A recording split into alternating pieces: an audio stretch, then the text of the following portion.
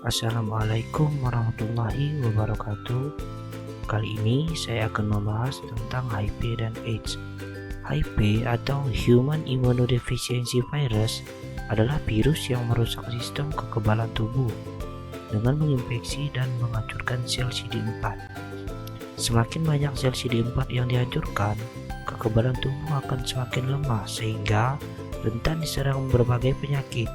Infeksi HIV yang tidak segera ditangani akan berkembang menjadi kondisi serius yang disebut AIDS, Acquired Immune Deficiency Syndrome. AIDS adalah stadium akhir dari infeksi virus HIV. Pada tahap ini, kemampuan tubuh untuk melawan infeksi sudah hilang sepenuhnya. Dari data menurut WHO tahun 2017 menyatakan bahwa hingga sampai akhir tahun 2017 terdapat 36,9 juta orang hidup dengan HIV dengan 1,8 juta infeksi baru di tahun yang sama.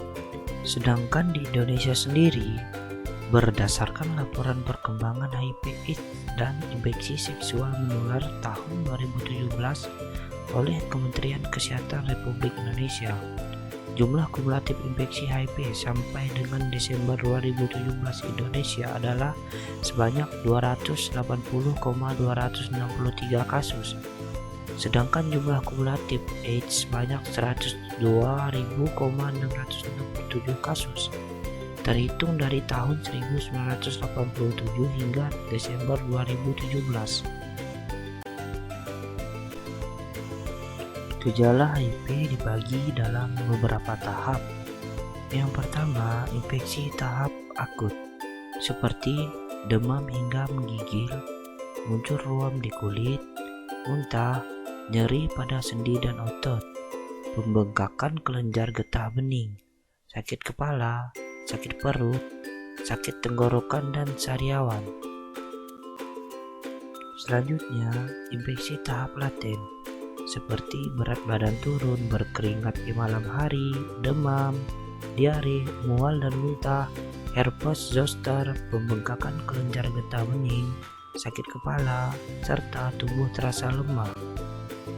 Selanjutnya, infeksi tahap AIDS, seperti berat badan turun tanpa diketahui sebabnya, berkeringat di malam hari, bercak putih di lidah, mulut, kelamin dan anus, bintik ungu pada kulit yang tidak bisa hilang, demam yang berlangsung lebih dari 10 hari, diare kronis, sulit berkonsentrasi, infeksi jamur di mulut, tenggorokan atau vagina, mudah memar atau berdarah tanpa sebab, mudah marah dan depresi, ruam atau bintik di kulit, sesak napas, serta tubuh selalu terasa lemah. Penyebab HIV dan AIDS. Penularan HIV terjadi saat darah, sperma, atau cairan vagina dari seseorang yang terinfeksi masuk ke dalam tubuh orang lain. Hal ini dapat terjadi melalui berbagai cara. Yang pertama, hubungan seks. Infeksi HIV dapat terjadi melalui hubungan seks, baik melalui vagina maupun dubur atau anal. Meskipun sangat jarang, HIV juga dapat menular melalui seks oral. Akan tetapi, penularan lewat seks oral hanya akan terjadi bila terdapat luka terbuka di mulut penderita, misalnya seperti gusi berdarah atau sariawan. Kemudian, berbagi jarum suntik.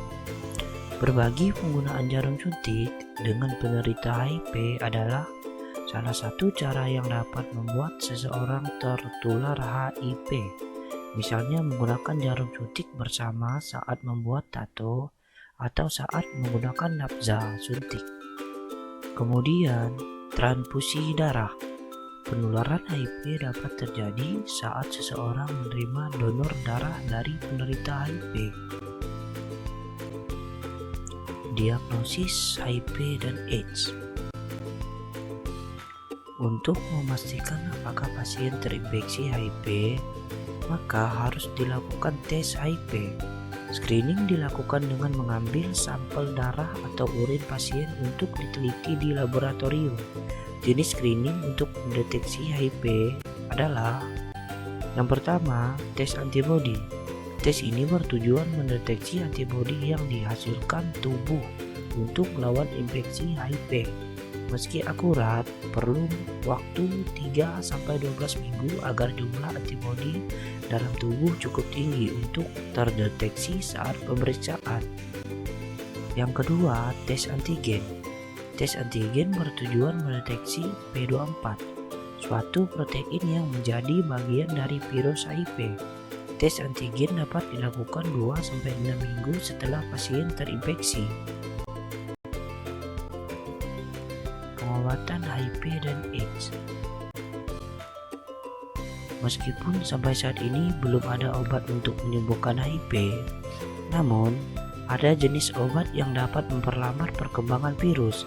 Jenis obat ini disebut antiretroviral atau ARV.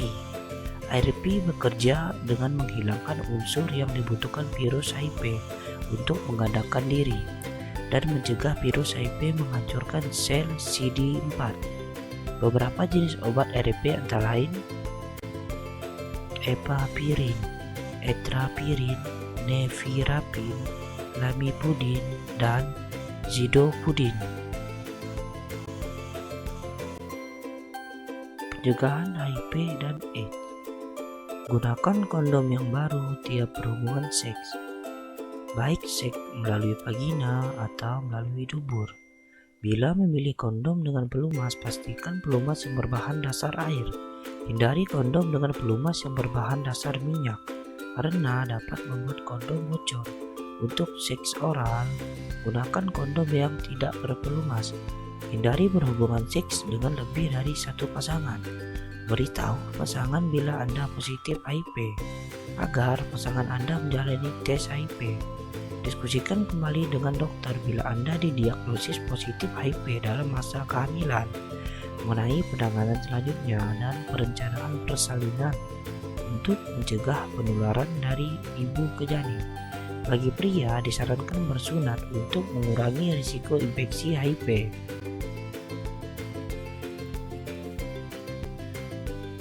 Sekian dari saya ucapkan terima kasih.